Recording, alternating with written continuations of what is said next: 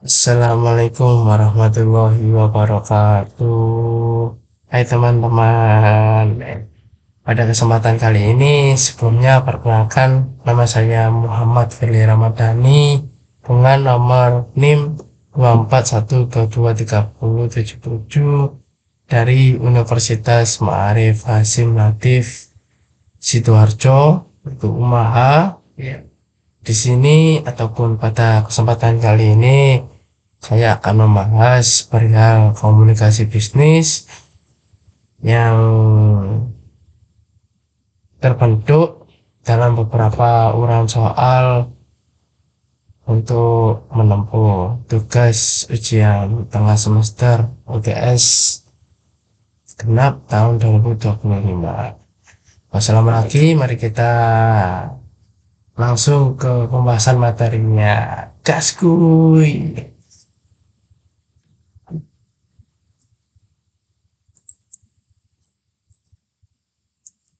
Yang pertama, jelaskan 6 prinsip dasar komunikasi dan berikan contoh nyata penerapannya dalam dunia kerja. Di sini saya mengambil studi kasus dari negara Arab Saudi. Selanjutnya, uraikan bagaimana perbedaan budaya dapat mempengaruhi efektivitas komunikasi lintas budaya dalam lingkungan bisnis global. Ya, di sini sama saya juga mengambil studi kasus dari negara Arab Saudi. Ya.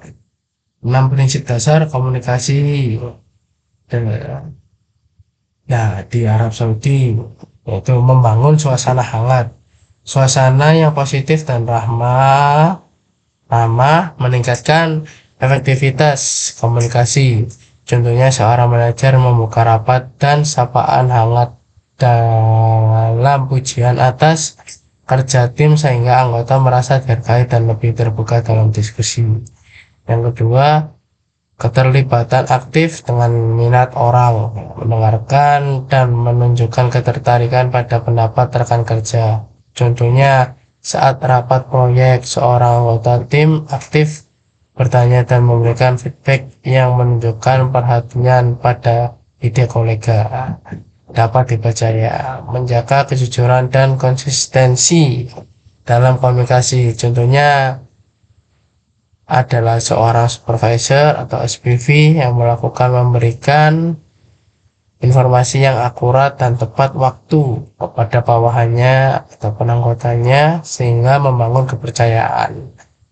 Yang keempat, bicara dengan suara kita sendiri. Penyampaian pesan dengan kaya dan kejujuran berbadi akan autentik, ya. Misalnya seorang karyawan menyampaikan pendapat dengan jujur dan jelas tanpa meniru pendapat orang lain sehingga pesan ataupun kesannya itu lebih meyakinkan. Yang kelima, menggunakan gerakan yang baik, menggunakan komunikasi nonverbal yang mendukung pesan verbal seperti kontak mata dan bahasa tubuh terbuka. Contohnya saat presentator menggunakan gestur tangan yang mendukung penjelasan agar audiens lebih paham dengan apa yang disampaikan pada presentasi tersebut. Yang keenam, yang terakhir, ingat bahwa pengetahuan kita terbatas, sehingga bahwa kita tidak perlu segalanya dan terbuka terhadap masukan.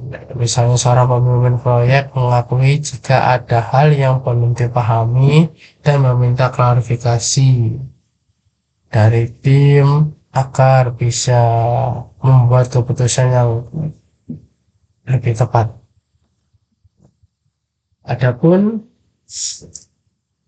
bagaimana perbedaan budaya dapat mempengaruhi efektivitas komunikasi lintas budaya dalam lingkungan bisnis global.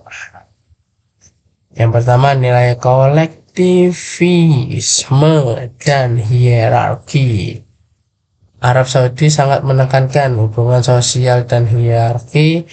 Komunikasi cenderung formal dan penuh penghormatan kepada atasan atau orang yang lebih tua. Oleh karena itu, dalam bisnis, komunikasi harus memperhatikan tata krama dan penggunaan gelar kehormatan ada di suatu negara atau negara Arab Saudi. Yang kedua, bahasa dan simbol verbal atau nonverbal. Bahasa Arab dan simbol nonverbal seperti kontak mata, gestur, dan jarak fisik memiliki makna khusus. Salah interpretasi bisa menyebabkan kesalahpahaman. Misal terlalu langsung atau terburu-buru dalam komunikasi bisa dianggap tidak sopan. Pentingnya hubungan pribadi dan kepercayaan. Ya, bisnis di Arab Saudi sangat mengandalkan hubungan personal dan kepercayaan tersebut agar komunikasi yang efektif, ya, sehingga dapat memberikan waktu untuk membangun hubungan dan memahami norma sosial setempat. Ya. Adapun pengaruh efektivitas komunikasi lintas budaya dalam lingkungan bisnis global. Pengaruhnya yang pertama, menyesuaikan gaya komunikasi dengan budaya lokal, misalnya menggunakan bahasa yang sopan dan formal. Adapun menghargai waktu dan proses membangun hubungan sebelum melakukan negosiasi bisnis agar negosiasi tersebut berjalan dengan baik. Yang ketiga, ada memahami norma sosial dan agama yang mempengaruhi interaksi bisnis tersebut. Keempat, terakhir, menggunakan pendekatan komunikasi yang peka terhadap nilai dan norma budaya setempat agar pesan diterima dengan baik dan menghindari konflik yang tidak diharapkan terjadi.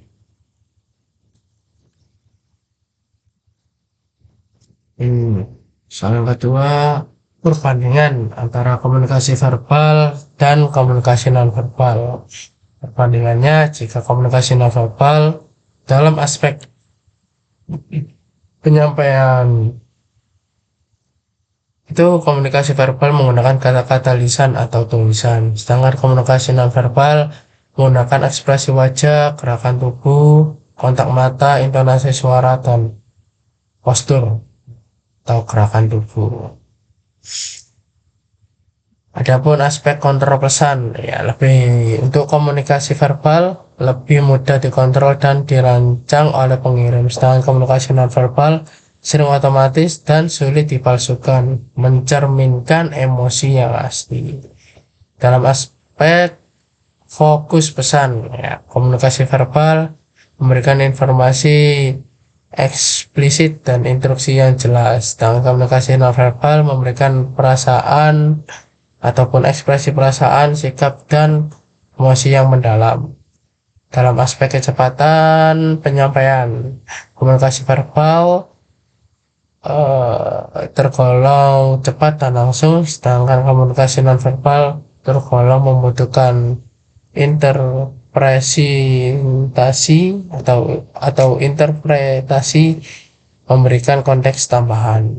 Dalam aspek perangkat profesional, komunikasi verbal menjelaskan ide, instruksi, dan negosiasi, sedangkan komunikasi nonverbal memperkuat pesan verbal, menunjukkan kepercayaan diri dan emosi. Ya. Dalam aspek keterbatasan media, komunikasi verbal efektif di berbagai media termasuk digital, sedangkan komunikasi nonverbal terbatas dalam komunikasi digital dan sulit ditransmisikan lewat teks. Ya. Kenapa komunikasi nonverbal sering dianggap lebih jujur?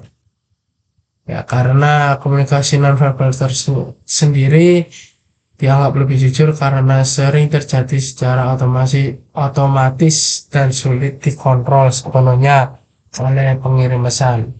Ekspresi wajah, gerakan tubuh, dan intonasi suara biasanya mencerminkan perasaan atau emosi yang sebenarnya. Meskipun kata-kata yang diucapkan berbeda ataupun bertentangan, misalnya seorang mungkin mengatakan saya baik-baik saja dalam komunikasi nonverbal, sedangkan ekspresi wajah, sedih ataupun sikap tubuhnya yang tertutup pada mengidentifikasi sebaliknya. Oleh karena itu, penerima pesan cenderung lebih mempercayai komunikasi nonverbal sebagai indikator kejujuran dan perasaan sebenarnya. Contohnya, misal dalam sebuah rapat kerja, seorang manajer berkata kepada timnya, saya sangat mendukung ide kalian. Namun selama berbicara ia menghindari kontak mata ataupun matanya sering melihat kemana-mana, bukan ke audiens ataupun tim yang sedang melakukan rapat tersebut. Suaranya terdengar datar dan posturnya membelakangi sebagian anggota tim. Meskipun kata-katanya positif, komunikasi nonverbalnya menunjukkan ketidakyakinan atau ketidaksetujuan. Akibatnya, anggota tim menjadi ragu dan merasa bahwa dukungan manajer tidak tulus, tidak menimbulkan kebingungan dan menurunkan kepercayaan dalam tim. Ya.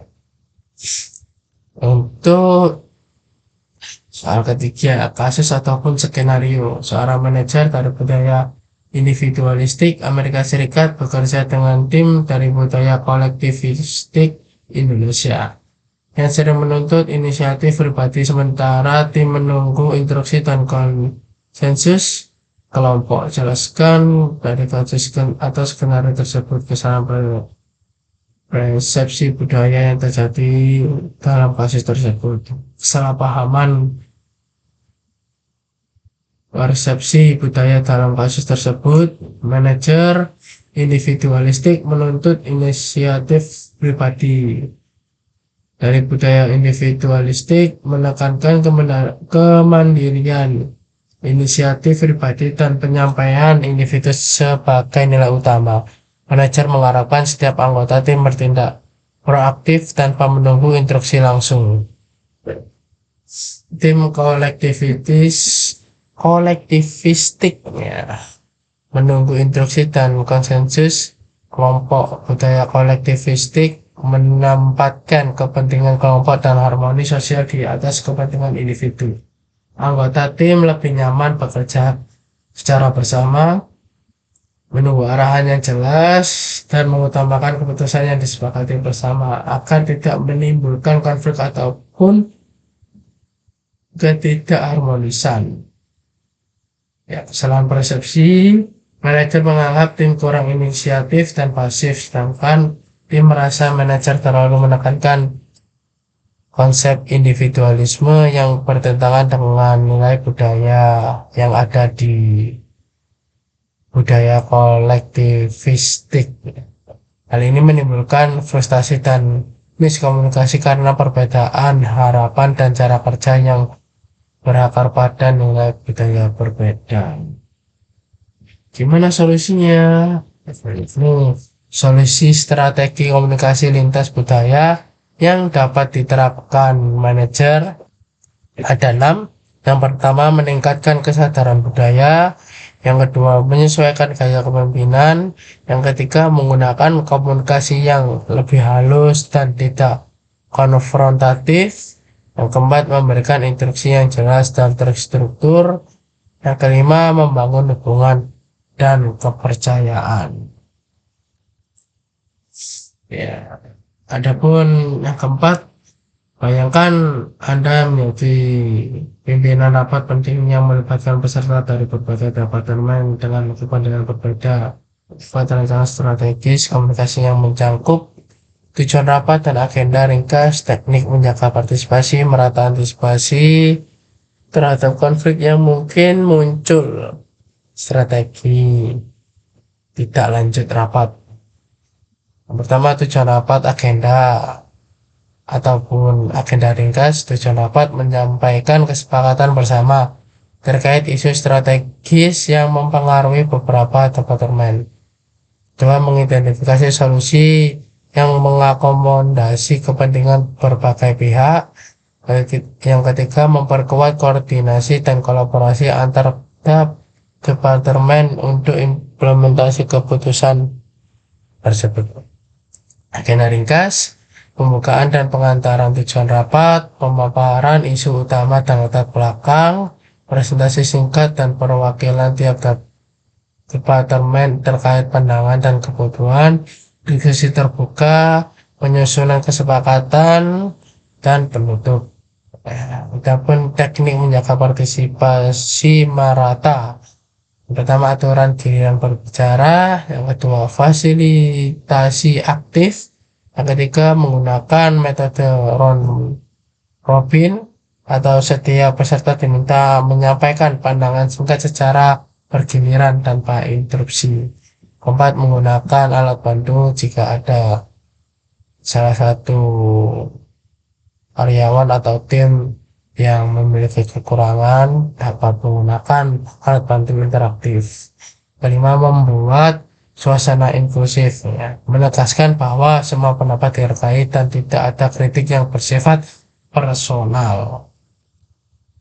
Adapun antisipasi terhadap konflik yang mungkin muncul, ya, mengidentifikasi potensi konflik sebelum rapat, mempelajari latar belakang kepentingan tiap departemen sehingga bisa mengantisipasi isu sensitif, menerapkan aturan dasar rapat, menggunakan teknik mediasi, memisahkan isu dengan orang, dapat memberikan waktu jeda, terakhir fokus pada tujuan bersama. Adapun strategi tidak lanjut rapat itu membuat dokumentasi, kedua mendistribusikan aturan kepada semua peserta, ketiga menunjukkan atau memberikan tugas penanggung jawab, keempat menjadwalkan rapat tindak lanjut, kelima menggunakan platform komunikasi bersama agar tidak terjadi miskomunikasi ataupun kesalahpahaman. Keenam, memonitoring dan evaluasi, ya, melakukan pemantauan secara berkala terhadap pelaksanaan dalam memberikan keputusan tersebut. Yang keempat, memberikan apresiasi atau penghargaan jika ada departemen atau individu yang berhasil menjalankan tugas dengan baik dan memberikan pengakuan untuk memotivasi, ya. Jadi itu yang bisa saya sampaikan, kurang lebihnya mohon maaf kalau ada kekurangan ataupun kata-kata yang kurang berkenan. Saya akhiri, wassalamualaikum warahmatullahi wabarakatuh.